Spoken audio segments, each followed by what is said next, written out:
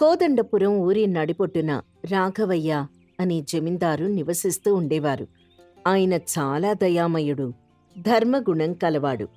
ఆయన భార్య ఆండాళమ్మ. రాఘవయ్య దగ్గర రామయ్య అనే నమ్మకస్తుడైన వ్యక్తి పనులు చూసుకుంటూ ఉండేవాడు. రామయ్య పరమ నిజాయితీపరుడు. అతని భార్య కాంతం. రామయ్యకు పొరుగున సోమయ్య అనే వ్యక్తి తన భార్య సుగుణమ్మతో నివసించేవాడు. సోమయ్య కూడా జమీందారు గారి దగ్గరే పనులు చేస్తూ ఉంటాడు. ఒకరోజు సోమయ్య జమీందారు గారి తోట నుండి 2 పెద్ద గుమ్మడికాయలు తీసుకొచ్చి సుగుణమ్మకు ఇచ్చాడు. సుగుణమ్మ ఆనందంగా వాటిని కోసి ఎండలో ఒరుగులు పెడుతోంది. కాంతం ఆ వడియాల్ని చూస్తోంది. ఏంటే సుగుణ, అప్పుడే గుమ్మడి ఒరుగులు మొదలుపెట్టావా? ఎక్కడివి ఇన్ని కాయలు? ఈ మధ్య సంతలో కూడా గుమ్మడికాయల ధరలు మండిపోతున్నాయి కదా. సుగుణమ్మ గర్వంగా, సంతలో ధరలతో మాకేం పనిలే కాంతం, మా ఆయనున్నాడుగా, జమీందారు గారి పొలం నుండి తెచ్చారు. ఆయనకా తోటలో పండే ప్రతీదీ సొంత తోట్లాగే అనిపిస్తుందట. రోజుకో కూరగాయ, వారానికో కాయ తెస్తూనే ఉంటారు. అదేంటి సుగుణ, జమీందారు గారు ఏమీ అనరా? ఏమంటారులే కాంతం, మనం చెమట ధారపోసి కష్టపడితేనే కదా ఆయన కడుపు నిండేది. ఆ పండే దాంట్లో మనము కాస్త పట్టుకొస్తే తప్పే ఉంది. అదంతా మన హక్కే.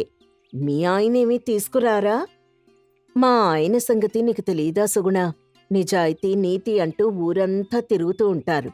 ఆయనది కాకపోతే గడ్డి పోచ కూడా ముట్టుకోరు. అదే మీ పొరపాటు కాంతం. ఈ కాలంలో అంత నీతిగా ఉంటే బతకలేం. ఒక్కసారి మా ఆయన్ని చూడు, ఎంత తెలివిగా పనులు చక్కబెడతారు.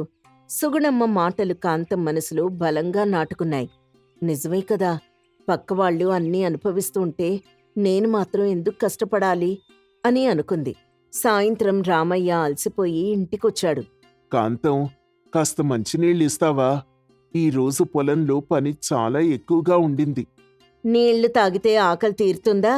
పక్కన సోమయ్యను చూడండి, జమీందారు గారి తోట నుండి గుమ్మడికాయలు తెచ్చారు. ఆ సుగుణమ్మ వాటిని ఒరుగులు పెట్టి ఊరంతా గొప్పలు చెప్పుకుంటోంది. మీరు మాత్రం ఉత్త చేతులతో వస్తారు. రామయ్య ప్రశాంతంగా, కాంతం, అది మన సొమ్ము కాదు కదా. జమీందారు గారిచ్చే జీతంతో మనం తృప్తిగా ఉన్నాం. పరాయి వస్తు మీద ఆశ ఎందుకే? ఆపండి మీ నీతులు. ఆ నీతి మన కడుపు నింపుతుందా? మనమే కదా ఆ తోటలో చెమట చిందించేది. అక్కడ పండే కాయల్లో మనకు వాటా ఉండాలి. మీరు మగవారై ఉండి కూడా ఏమీ సాధించలేకపోతున్నారు.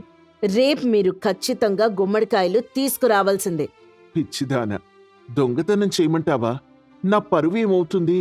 ఇందులో దొంగతనం ఏముంది? మీరు కష్టపడే చోట మీకు హక్కుంటుంది. రేపు కాయలు తీసుకురాకపోతే నేను ఈ ఇంట్లో వంట చేయను. అప్పుడే మీకు బుద్ధొస్తుంది. రామయ్యకేం చేయాలో పాలుపోలేదు. రాత్రంతా నిద్రపట్లేదు. భార్య పోరు పడలేక చివరికి జమీందారు గారిని అడిగి కొన్ని కాయలు తెద్దామని నిర్ణయించుకున్నాడు. మరుసటి రోజు ఉదయం రామయ్య జమీందారు గారి గడికి వెళ్ళాడు. అయ్యా, రాఘవయ్య గారున్నారా? లేరు రామయ్యా, ఆయన పనిమీద వేరే గ్రామానికి వెళ్లారు. రేపు సాయంత్రం దాకా రారు. రామయ్య నిరాశగా ఇంటికొచ్చాడు. కాంతం గడప దగ్గరే నిలబడి ఎదురుచూస్తోంది. ఏమండి, కాయలు తెచ్చారా? జమీందార్ గారు ఊర్లో లేరు కాంతం, ఆయనొచ్చాక అడిగి తెస్తాన్లే. కాంతం కళ్లల్లో నిప్పులు చెరుగుతూ, ఆయన లేకపోతే తోటలో కాయల్లేవా? మీరు కావాలని తేవడం లేదు. వెళ్ళండి, ఇప్పుడే వెళ్ళి ఏదో ఒకటి పట్టుకురండి. అమ్మో, ఇప్పుడు సాయంత్రం అవుతోంది. ఈ సమయంలో వెళ్ళడం తప్పు.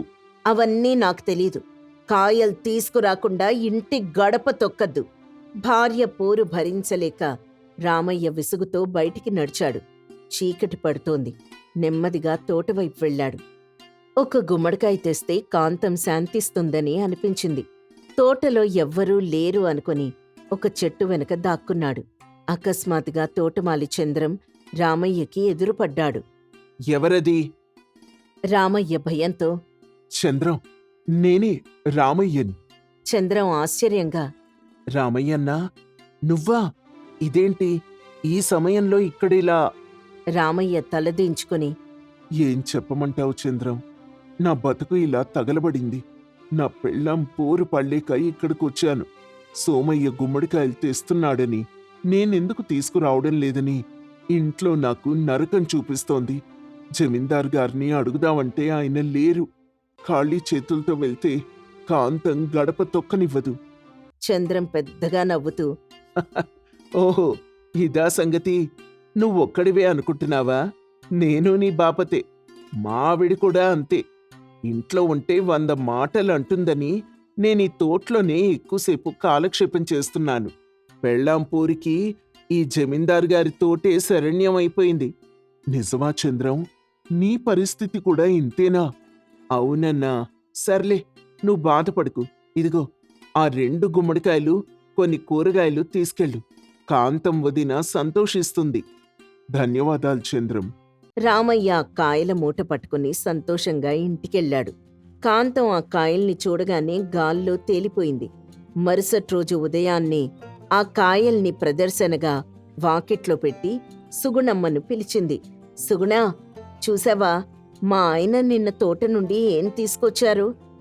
ఇవి నువ్వు తెచ్చిన వాటికంటే పెద్దగా లేవు? అమ్మో, నిజంగానే పెద్దగా ఉన్నాయి కాంతం. రామయ్య గారు కూడా దారిలోకొచ్చారన్నమాట. దారిలోకి రావడం ఏంటి? ఆయనకు జమీందారు గారు స్వేచ్ఛ ఇచ్చేశారు. ఏది కావాలన్నా తెచ్చుకోమన్నారు. ఈ మాటలు ఊరంతా పాకాయి. చివరికి జమీందారు భార్య ఆండాళమ్మ చెవిన కూడా పడ్డాయి. ఆండాళమ్మకు ఆశ్చర్యం వేసింది. రామయ్య లాంటివాడు అడగకుండా తీసుకెళ్తున్నాడా? లేక తన భర్త తనకే తెలియకుండా అందరికీ పంచుతున్నారా? రాఘవయ్య గారు ఊరు నుండి తిరిగి రాగానే ఆండాళమ్మ యుద్ధానికి సిద్ధమైంది. ఏవండి, మీరు ఊళ్ళో లేనప్పుడు ఏం జరుగుతోందో మీకు తెలుసా? ఏమైంది ఆండాళ్ళు? ఎందుకంత ఆవేశంగా ఉన్నావు? తోటలో పండే కాయలన్నీ ఊరి వాళ్ల పాలవుతున్నాయి. ఆ రామయ్య పెళ్ళాం కాంతం చూడండి, పెద్ద పెద్ద గుమ్మడికాయలు తెచ్చి ఊరంతా గొప్పలు చెప్పుకుంటోంది. మీరు మాత్రం అమాయకుల్లా కూర్చున్నారు. అసలు తోటమాలి చంద్రం ఏం చేస్తున్నాడు? రామయ్య అలా తీసుకున్నాడా? వాడలా అడగకుండా తీసుకునే మనిషి కాదు కదా. మీరే రామయ్యకి చనువిచ్చారు. మీ వల్ల మన ఆస్తి మొత్తం ఇలాగే పోతుంది. ఆ చంద్రం మీద నాకు నమ్మకం లేదు. రేపట్నుండి మీరే తోటలోకి వెళ్ళి కాపలా ఉండండి. రేపు రాత్రికి మీరే తోటలో పడుకోవాలి. నేనా? జమీందార్నయ్యుండి తోటలో కాపలా ఉండటమా? ఇది మరీ వింతగా లేదు. వింతగా ఏం లేదు. మన సొమ్ముని మనం కాపాడుకోవాలి.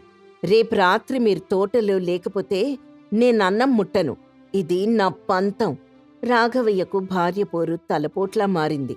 ఆమె పంతం తెలిసినవాడు కాబట్టి తప్పక ఒప్పుకున్నాడు.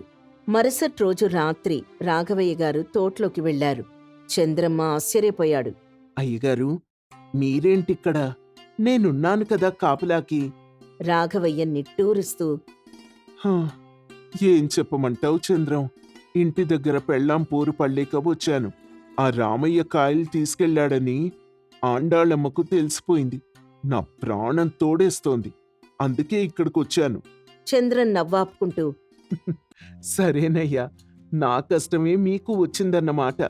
రామయ్య ఇంటి దగ్గర కాంతం రామయ్యను మళ్లీ తోట నుండి ఏమైనా తీసుకురమ్మని పోరు పెట్టింది.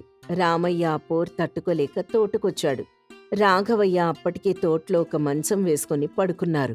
అర్ధరాత్రవుతోంది. అప్పుడు ఎవరో అడుగుల శబ్దం వినిపించింది. ఎదురుగా రామయ్య. రామయ్య ఈసారి కూడా చంద్రం కొన్ని గుమ్మడికాయలు ఇస్తాడేమోనన్న నమ్మకంతో వచ్చాడు. జమీందార్ గారిని చూడగానే రామయ్య కాళ్ళు గడగడ వణికాయి. అయ్యా అయ్యా, క్షమించండి బాబు. రాఘవయ్య శాంతంగా, రామయ్య, నువ్విక్కడికి ఎందుకొచ్చావో నాకు తెలుసు. చంద్రన్ నిన్ననే నీ గురించి నాకు చెప్పాడు. ఈరోజు కూడా పెళ్ళాం పోరు పళ్ళేకే వచ్చావా? అవునయ్యా, నిన్న చంద్రమిచ్చిన కాయల్ని చూసి కాంతం ఇంకా ఆశ పెంచుకుంది. రోజుకో వస్తువు తెమ్మని వేధిస్తోంది. ఆ పోరు పళ్ళేకే మళ్ళీ వచ్చాను. రాఘవయ్య నవ్వుతూ, విధి ఎంత విచిత్రమైంది రామయ్య. నువ్వు పెళ్ళాం పోరు పళ్ళేక తోటకి ఇక్కడికొచ్చావు. నేను నా పెళ్ళాం పోరు పళ్ళేక కాపలా వచ్చాను. మన ఇద్దరి బాధ ఒక్కటే. ఏంటయ్యా, మీరు కూడానా? అవును రామయ్య, ఆండాళమ్మకు నీ భార్య కాంతం చెప్పిన గొప్పలు తెలిసిపోయాయి. అందుకే నన్ను తోటలోకి తరిమేసింది. సర్లే, బాధపడకు. నిజాయితీగా ఉండి నీకు ఇలాంటి కష్టం రాకూడదు. ఇదిగో, ఈ 4 కాయలు తీసుకెళ్ళు. కానీ ఒకటి గుర్తుంచుకో, పెళ్ళాం ఆశకి అంతం ఉండదు. ఒకసారి కఠినంగా ఉంటేనే వాళ్ళు మారతారు. నిజమే బాబు, ఈ రోజుతో నాకు తెలిసొచ్చింది. ఇకపై నేనేమీ తీసుకురానని కాంతంతో తెగేసి చెప్తాను. నా నిజాయితీని ఇలాంటి చిన్న వస్తువుల కోసం తాకట్టు పెట్టలేను. మంచి నిర్ణయం రామయ్య. నేను కూడా ఇంటికి వెళ్ళి ఆండాళ్ళమ్మతో మాట్లాడతాను.